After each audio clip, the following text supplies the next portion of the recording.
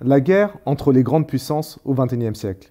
Si au lendemain de la guerre froide, nous avons pu espérer ou penser que le temps des conflits et des guerres était révolu, le contexte actuel, les tensions géopolitiques, par exemple de l'été dernier, nous montrent un retour des querelles politiques qui risquerait, qui sait, d'évoluer vers un risque de guerre.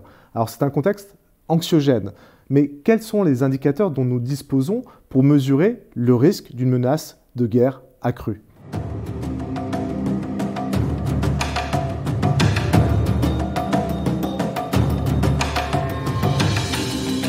Fabrice, bonjour. Bonjour Olivier, bonjour à toutes, bonjour à tous. On ne cesse d'en discuter dans les rendez-vous de la géopolitique, de l'actualité. L'actualité est brûlante, elle est chaude, elle est difficile aussi du point de vue des protagonistes qui sont en jeu. On voit de nouveaux acteurs émerger aussi. Mais au-delà de ce sentiment, de cette ambiance, il faut essayer peut-être de trouver des indicateurs qui soient précis pour mesurer le risque d'un conflit ou d'une guerre entre des grandes puissances. Parmi ces indicateurs, il y en a un qui nous vient tout de suite à l'esprit, notamment nos éditeurs qui ont pu suivre par exemple notre séance consacrée à la Chine, c'est la question du budget militaire qui est dédié, donc selon les puissances, à ces questions. Alors est-ce que cet indicateur peut nous renseigner sur le risque qui existe aujourd'hui? Oui, vous avez raison Olivier, en préambule, d'attirer l'attention de nos auditeurs sur le fait qu'il nous est apparu indispensable que de positionner une séance qui nous permette justement de prendre un peu de recul par rapport à l'actualité. On a vu des séances très importantes par rapport à l'Afghanistan, par exemple, sur lesquelles on s'efforce d'analyser une actualité très proche. Mais ce qui serait intéressant là, dans la perspective de ce XXIe siècle, c'est d'essayer de voir quelles seraient les grandes dynamiques structurantes ou sur le long terme, et notamment s'il n'y aurait pas une résurgence potentielle de conflits ou d'affrontements entre les grandes puissances ou les grands États. Et là, en termes de méthodologie, ce qui est assez intéressant, je crois, pour nos étudiants et peut-être même au-delà, c'est de voir si effectivement il y aurait des indicateurs, et quels seraient-ils et au nombre de combien seraient-ils, qui nous permettraient de mesurer cet état de tension. Et comme vous le dites à juste titre, le premier indicateur qui vient spontanément à l'esprit quand il s'agit de jauger le risque de guerre entre des États installés, c'est le budget militaire, puisque évidemment, au-delà des discours qui peuvent être plus ou moins transparents, il y a un fait factuel qui montre bien quel est l'intérêt que chaque pays porte aux questions militaires, c'est l'argent qu'il engage auprès de son armée. Alors, il y a deux approches qu'on va s'efforcer de suivre sur cet indicateur en particulier. D'abord, une démarche globale, de voir quelle serait l'évolution des dépenses militaires ou consacrées aux questions militaires dans le monde, parce que ça va nous donner une première perspective ou une première tendance. Et puis une deuxième démarche qui consistera à voir un petit peu ce qui se fait dans certains pays et dans certains continents pour voir si la première impression telle qu'on l'a dégagée se confirme. Évidemment, en guise de préambule, je vais pouvoir déjà dire deux choses. D'abord, il y a énormément de chiffres, donc on va s'efforcer de dégager ceux qui peuvent paraître nous apporter une réponse la plus claire et venant d'instituts les plus reconnus aussi, parce que là, il faut faire attention, il y a des chiffres par rapport au PIB, avec l'inflation indexée ou pas indexée, donc j'attire l'attention de nos auditeurs que là, il faut qu'ils se méfient, on a énormément de statistiques, mais il n'en reste pas moins qu'à travers ce premier indicateur, on va rapidement se rendre compte qu'effectivement, il y a une tendance très très nette et très très lourde qui se dégage. Si on regarde les statistiques telles qu'elles sont mises en place par un organisme incontestable qui est le CIPRI basé à Stockholm, ce qui est assez intéressant, c'est de voir quelles seraient les dépenses telles qu'elles auraient été mises en place sur l'année 2020. Là, on va à la fois donner des chiffres en pourcentage et en valeur absolue pour voir si ces comparaisons nous permettent de mieux appréhender la situation.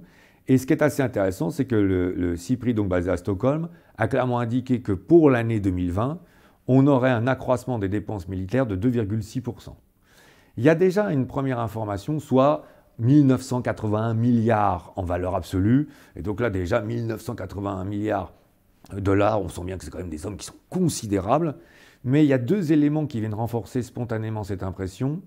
La première, c'est qu'il faut quand même se rappeler que 2020, c'était la période de la Covid, et que spontanément, on aurait pu s'attendre raisonnablement à ce que chaque État étant plus concentré sur des questions sanitaires et des questions de salubrité publique, on soit moins dans un investissement militaire, et apparemment, ça n'a pas été le cas. Et puis, il y a un deuxième paramètre qui est intéressant à mettre en exergue par rapport à ce qu'on est en train de dire, c'est le fait que si on prend maintenant les chiffres qui sont donnés par le Fonds monétaire international en octobre 2020, on constate que dans le même temps, le produit intérieur brut ou le PIB mondial a baissé de 4,4%. Et là, on s'arrête un instant, parce qu'on est en train de se rendre compte que l'accroissement militaire est encore beaucoup plus important que ce qui pouvait paraître spontanément, parce qu'en fait, on a un accroissement de 2,6 sur un PIB mondial qui ralentit de 4,4. Et donc là, on se rend bien compte qu'on est sur un accroissement majeur. Ça prend une proportion encore plus intéressante quand finalement on mesure qu'on a globalement un accroissement qui est entre 9 à 10% depuis 10 ans et qui est même à hauteur de 90% depuis les années 2000. Donc là, on voit bien qu'on a une tendance très très lourde qui est en train de se mettre en place. Alors, pour confirmer cette situation, il y a une deuxième démarche qui serait nécessaire, c'est de voir qu'est-ce qui se passe au niveau des États considérés comme principaux en termes de puissance militaire et sur les différents continents. Et là, on va voir que la poursuite de notre raisonnement est malheureusement, j'ai envie de dire, assez édifiante. Le pays dont on sait bien qu'il est le premier en termes de dépenses militaires sont les États-Unis d'Amérique. On est sur un budget en 2020 à hauteur de 778 milliards de dollars, qui est en progression pour la 3e année consécutive, c'est intéressant à noter, et qui globalement représente 39% des dépenses mondiales.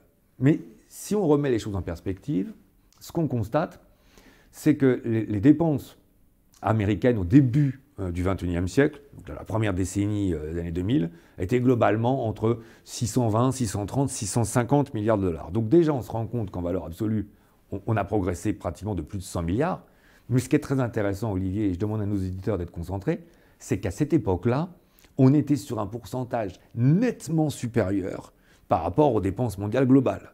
Donc ce qu'on est en train de dire, c'est que malgré le fait que les Américains aient augmenté leur budget de pratiquement 100 milliards sur 20 ans, ils ont une représentation dans le pourcentage de dépenses globales qui a baissé. D'ailleurs, on estime pratiquement de 10 points, puisqu'on passait de 49 au début des années 2000 à 39%. Ce qui montre bien spontanément que dans cette situation-là, forcément, les dépenses ont aussi considérablement augmenté ailleurs.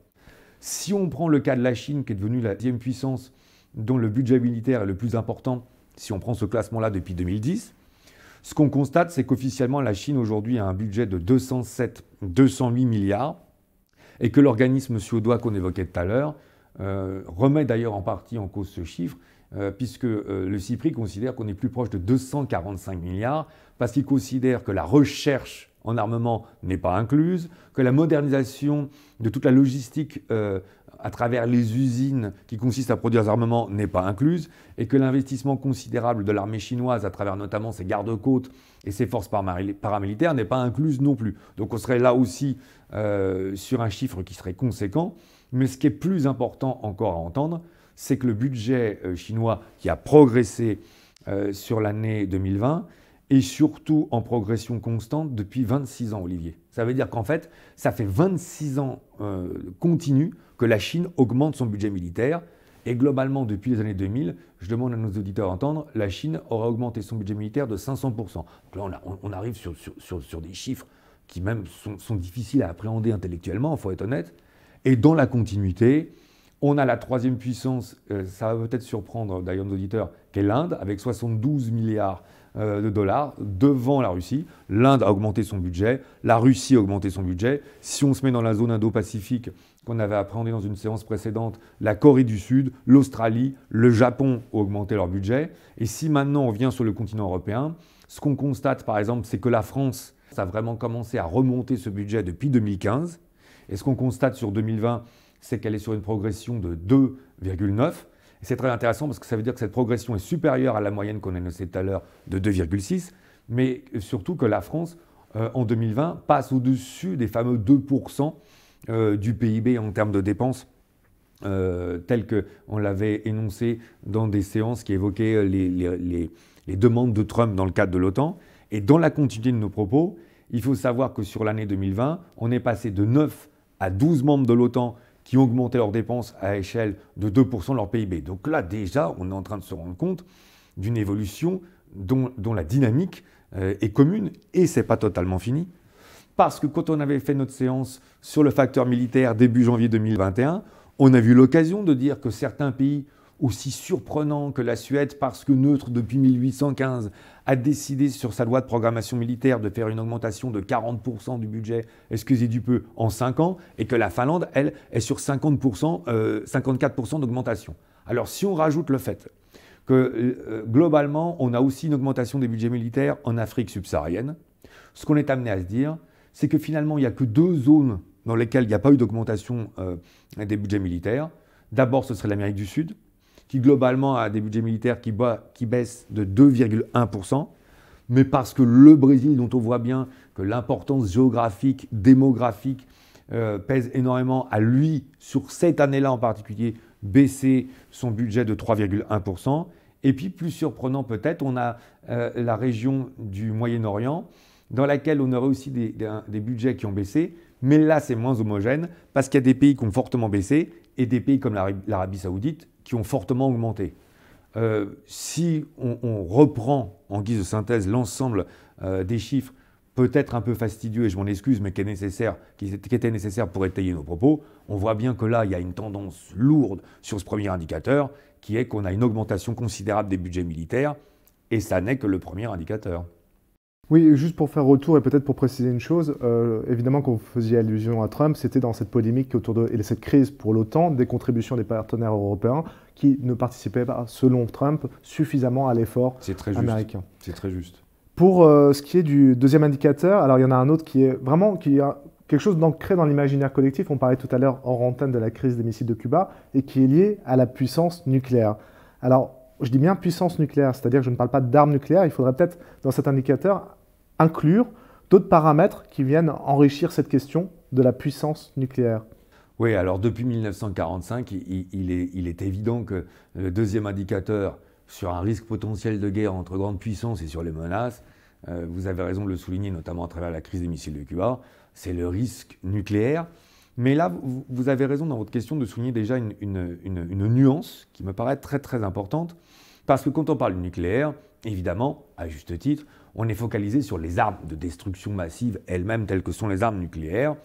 Et d'ailleurs, on voit bien que beaucoup de sujets de ces dernières années tournent soit autour de la Corée du Nord, qui fait des essais répétés, et dont on voit bien qu'elle cherche à développer ses armes nucléaires, ou avec les négociations avec l'Iran. On se rappelle le 14 juillet 2015, le traité ou d'accord du nucléaire entre l'Iran et plusieurs grandes puissances, dénoncé par la suite par Donald Trump. Et on voit bien que la question, le terme est clé, je vais l'utiliser maintenant, c'est la non-prolifération des armes nucléaires, parce qu'on voit bien que plus il y a d'acteurs étatiques ou géopolitiques ou autres qui ont l'arme nucléaire, plus les risques de guerre nucléaire sont importants.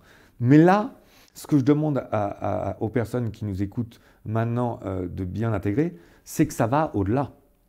Parce qu'il y a non seulement les armes nucléaires, mais en fait, il y a le système de propulsion nucléaire, tel qu'évidemment, il est plus commun de l'envisager sur des bâtiments très importants, comme des sous-marins et des porte-avions. Et là, c'est assez intéressant parce que ça nous amène sur une logique dont j'ai le sentiment que, notamment en France et à travers les médias français, pour des raisons qu'on peut comprendre, on ne l'a pas assez bien perçue et on n'a pas assez bien vu les conséquences qu'elle pouvait avoir. Et je fais allusion à la création de cette alliance LAUKUS entre les Australiens, les Américains et les Britanniques, qui a été créée donc le 15 septembre 2021 et à l'occasion duquel il y a eu toute la polémique qu'on a à l'esprit avec les sous-marins français qui auraient dû être vendus aux Australiens et qui ont été remplacés par des sous-marins américains. Mais je crois que ce qui est fondamental à retenir, c'est que les sous-marins que les Américains vont proposer aux Australiens sont des sous-marins à propulsion nucléaire. Et là, on franchit un cap qui n'a jamais été franchi depuis 1945. Donc là, je vais m'arrêter un instant pour peut-être un peu plus rentrer dans les détails et expliquer ce que ça veut dire. Depuis 1945, dans cette droite ligne de volonté de non-prolifération nucléaire, les Américains s'étaient toujours interdits d'exporter des technologies nucléaires dont on voit bien que le risque était in fine que d'alliés à alliés, elles finissent par être partagées par une grande partie des pays du monde. Donc là, quand les Américains se proposent de donner des sous-marins nucléaires à propulsion nucléaire, même s'ils restent d'attaque conventionnelle avec des armes classiques aux Australiens, on voit bien que là, ils franchissent une limite. Et d'ailleurs, ça a déjà des conséquences.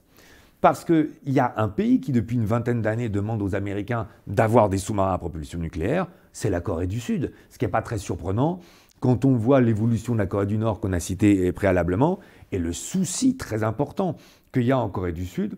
D'ailleurs, cette demande avait été faite auprès de Donald Trump et de l'administration Trump, et les Américains avaient refusé d'obtempérer ou d'agréer à cette demande, en faisant remarquer que l'accord de défense bilatéral entre les États-Unis et la Corée du Sud prévoyait justement qu'il n'y avait pas de transfert, mais que les Américains s'engageaient de façon pleine et entière auprès de la Corée du Sud. Ce qui est important à comprendre, c'est qu'en plus, si on prend en considération un sondage relativement récent de l'Asan Institute, 70% des citoyens de la Corée du Sud sont, c'est quand même un facteur suffisamment rare pour le souligner, en faveur du développement d'armes nucléaires ou à propulsion nucléaire en Corée du Sud, ce qui montre d'ailleurs la situation anxiogène dans laquelle vit cette population. Et donc là, certains de se dire peut-être, mais pourquoi faire une collusion ou une ramification entre ces deux sujets? Parce qu'on voit bien que quelque part là, il y a une sorte de verrou psychologique qui a sauté. C'est-à-dire que ça va être, même si les Américains n'ont eu de cesse de répéter, de dire que c'était un cas exceptionnel, que jamais ils ne rentreraient dans une logique qui consisterait à faire cette offre à d'autres partenaires, ça va leur être très compliqué sur le moyen et long terme que de justifier auprès d'autres alliés qu'ils ont fait cet accord avec l'Australie et qu'ils ne vont pas le faire avec d'autres. Donc là, on voit bien qu'on est dans une tendance où, parce que les Américains, c'est une de nos séances précédentes, sur le détroit de Taïwan et sur la situation en mer de Chine méridionale, jamais les Américains n'auraient pris ce risque, car ils l'ont évidemment mesuré, de demande d'alliés de par leur accord avec l'Australie, s'ils ne considéraient pas qu'il y a une menace très importante par rapport à la Chine et que maintenant ils sont obligés de le faire pour pouvoir essayer, à tort ou à raison, de s'inscrire en porte-à-faux face à cette menace. Donc là, on voit bien qu'il y a un deuxième indicateur qui est fort, et qui va dans le même sens que le premier, c'est-à-dire qu'on assiste bien à une sorte de réarmement des États, ce qui est quand même un deuxième indicateur fort. Alors oui, et puis cet indicateur, on pourrait presque l'inclure dans une famille un peu plus large, qui est la famille technologique, et les évolutions technologiques majeures qui se sont produites ces dernières décennies. Je repense, ça remonte dans un temps lointain, mais la première guerre du Golfe, Jean Baudrillard, le philosophe sociologue, avait écrit un bouquin « La guerre du Golfe n'a pas eu lieu ». Il indiquait que la guerre était devenue technologique ou elle n'était pas. Pourtant, on était vraiment au balbutiement de cette technologie avec les drones, avec les exosquelettes et autres, qui fait qu'aujourd'hui, on peut se dire qu'il y a un vrai déséquilibre dans la puissance de feu et technologique militaire entre les acteurs. Alors, ce qui est très très important dans ce que vous êtes en train de dire, c'est qu'effectivement, d'abord, on a une accélération. Et peut-être pour arriver sur ce troisième indicateur, qui est l'indicateur de bouleversement technologique, ce qu'il faut qu'on comprenne dans l'esprit militaire, c'est que la menace vient du fait qu'elle amène une rupture. Ça amène une rupture sur l'équilibre dans le rapport de force, on va y revenir, et ça amène une rupture surtout sur le champ de bataille qui rendrait la victoire à nouveau possible, alors que l'équilibre dans le rapport de force laissait à penser que la guerre n'était pas possible puisque la victoire n'était pas possible. Et là, il y a une comparaison qui est assez intéressante que font certains observateurs militaires ou techniques, c'est qu'il y a une telle évolution, vous avez raison de le souligner, et on va voir à la fois en termes de progrès pour chacune des aspects qu'on va évoquer, mais en termes de champ ou de largeur de champ, il y a une telle évolution technologique que certains considèrent qu'on est dans l'hypothèse de guerre future sur des bouleversements qui vont dépasser ceux des années 30. Alors là, je m'arrête un instant parce qu'il faudrait déjà commencer par expliquer ce que c'est que la rupture des années 30. Et il y en a trois symboliques qui sont très très fortes. Au-delà de l'arme nucléaire, dont on peut considérer que dans le cadre de notre indicateur précédent, on l'a évoqué, il y a évidemment l'avènement ou la confirmation de la puissance aérienne. On est au balbutiement de l'aviation en 14-18 et on est dans la confirmation de l'importance de la suprématie aérienne pour pouvoir remporter une victoire, ça c'est important. Mais il y a peut-être deux facteurs qui sont moins visibles. Il y a l'évolution du char d'assaut, tel qui va bouleverser évidemment la guerre de tranchées et qui va ramener possible la guerre de mouvement, alors qu'avant on était sur une guerre statique. Et puis il y a autre chose aussi qui est intéressante, c'est que le cuirassé qui était considéré comme le vaisseau roi des batailles navales, est complètement supplanté par l'aéronaval et par les porte-avions. Donc on est en fait sur une Deuxième Guerre mondiale qui a totalement bouleversé, de par l'évolution technologique, la façon dont les conflits étaient anticipés préalablement. Il y a un auteur, Thomas Gomard, dans un ouvrage Guerre invisible, nos défis géopolitiques de demain, qui, à la page 180, reprend un rapport du secrétariat général à la Défense et de la Sécurité nationale, qui avait été écrit en mai 2017. C'est un rapport qui est assez intéressant parce que ce rapport, c'est les conséquences des changements et des ruptures technologiques sur l'environnement de la défense et de la sécurité. Et dans le cadre de ce rapport, ce secrétariat général de la Défense et de la Sécurité nationale met en avant sept technologies, Olivier, qui seraient capables de totalement bouleverser le champ de bataille. Donc là, on est sur un troisième indicateur fort. Et si vous me permettez, pour essayer de faire un peu une synthèse, à mon sens, il y a notamment deux approches qui sont nécessaires à avoir à l'esprit. D'abord, les armes hypersoniques, dont je vais assez rapidement expliquer en quoi consiste-t-elle et pourquoi pourrait-elle totalement bouleverser les perspectives telles qu'on s'est habitué à les avoir jusqu'à présent. Et ensuite, la conjugaison d'un certain nombre de sciences, dont chacune d'entre elles, prises séparément, déjà apporte des évolutions, mais dont la combinaison est en train de nous amener dans des dimensions qui sont vraiment totalement nouvelles. Et là, je pense à la robotisation, à l'intelligence artificielle et à l'automatisation dans le processus de décision, dans la chaîne de commandement. Si vous voulez bien, je reprends d'abord les logiques des armes hypersoniques, d'autant plus qu'on est totalement dans le cadre de l'actualité, puisque les Russes ont prétendu faire 2 essais dans le courant d'octobre 2021 avec des missiles hypersoniques lancés à partir d'un sous-marin. De quoi s'agit-il ? Le vocable hypersonique consiste à dire qu'on aurait un armement, alors munitions ou armes volantes, qui volerait entre 6 à 20 fois à la vitesse du son. Donc là, on est sur des vitesses hallucinantes.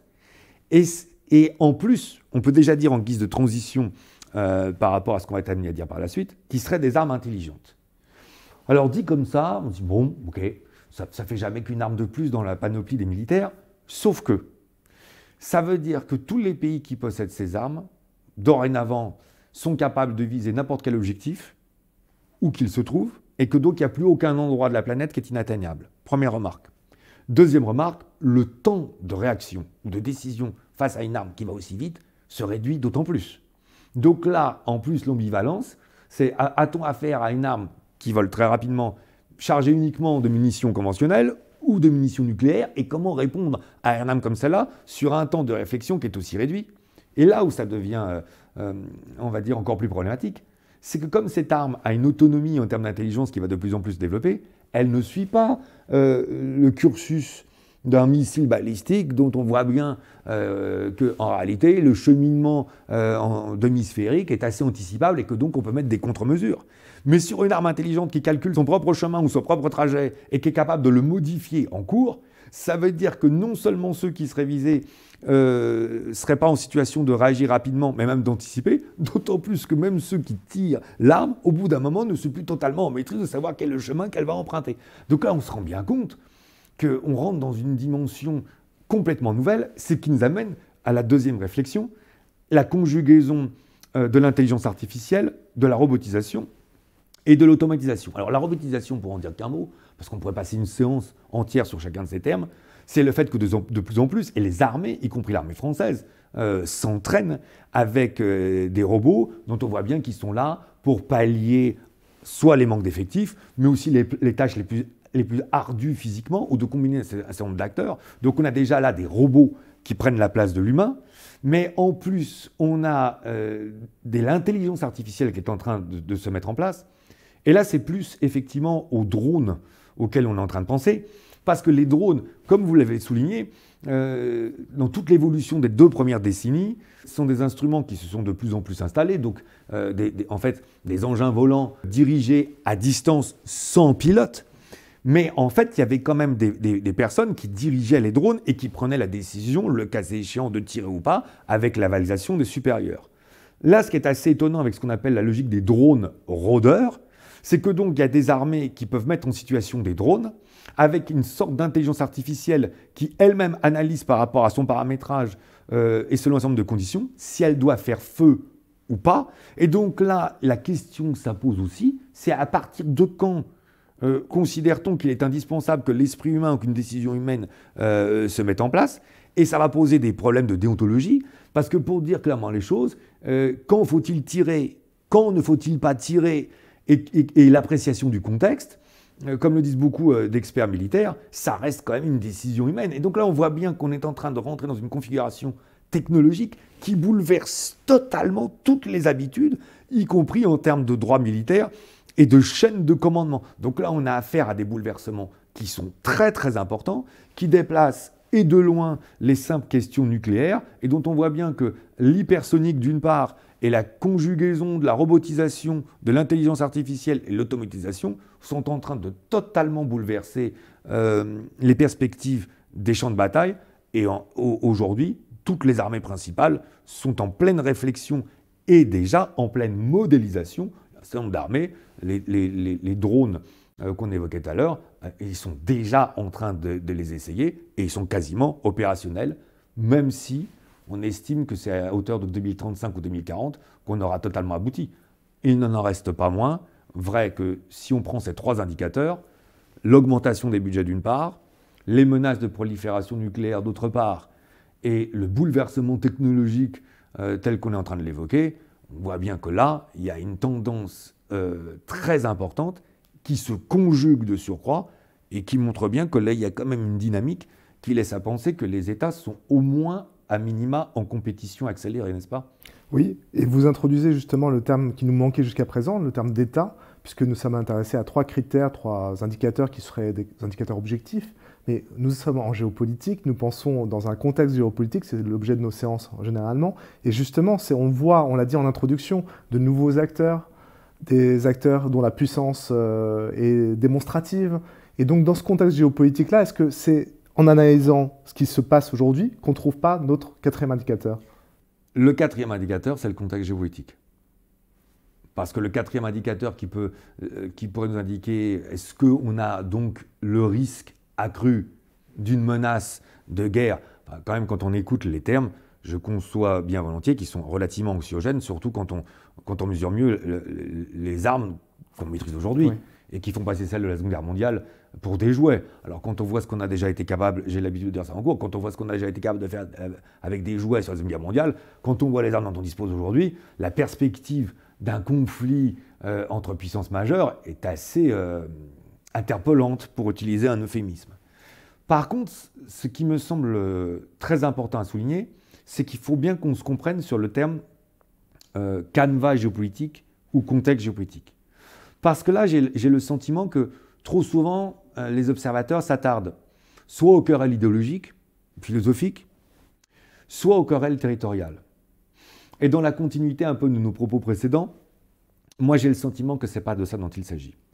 Généralement, on va vite se rendre compte que les concepts politiques, les concepts philosophiques ou les concepts de rivalité territoriale sont en réalité instrumentalisés tout simplement parce qu'on a des États qui cherchent à s'établir dans ce qu'on a dit dans le cadre de plusieurs de nos séances, et je pense notamment à la séance sur l'Afghanistan dans laquelle on s'est interrogé pour savoir si ce n'était pas un retour de la réelle politique.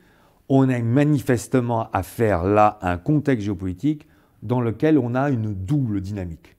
Cette double dynamique, quelle est-elle? D'abord, il y a une prise de conscience, plus ou moins forte selon le continent dans lequel on se trouve, du fait qu'on revient à une géopolitique classique dans laquelle on ne dira jamais assez que c'est l'équilibre dans le rapport de force, on le redira en conclusion, qui nous amène la paix. Donc là, il y a un retour qui est plus ou moins d'ailleurs, j'ai envie de dire, agressif, suivant les continents, les civilisations, et suivant ce qu'elles ont pu croire que la guerre froide allait changer en géopolitique. Donc on se retrouve déjà, et je pense notamment alors là aux Occidentaux, aux Américains, mais surtout aux Européens, où on a voulu jouer avec les fameuses qu'on appelle les dividendes de la paix. La réduction des budgets militaires a été traînée dans les années 90. On a espéré qu'à l'issue de la guerre froide, on n'aurait plus jamais la guerre. Enfin, c'est des thématiques qu'on a largement abordées ensemble, n'est-ce pas Olivier, à travers une séance, la fin de l'histoire, puis le retour de la géopolitique, puis le retour de la réelle politique.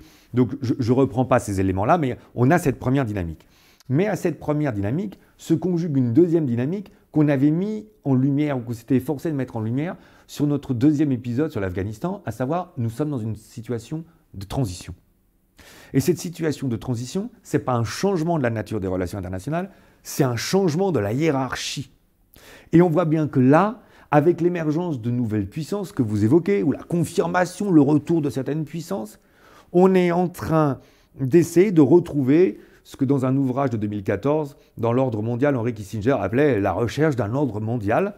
Et c'est cette conjugaison, c'est ça cet indicateur, qui pourrait laisser à penser qu'il y a des tendances de friction. Paradoxalement, quand on évoque ça, il y a une sorte d'échappatoire positive qui va paraître comme un peu étonnante, c'est qu'à l'échelle des armes nucléaires et de la capacité de ces puissances de faire sauter plusieurs fois la planète, la guerre est impossible.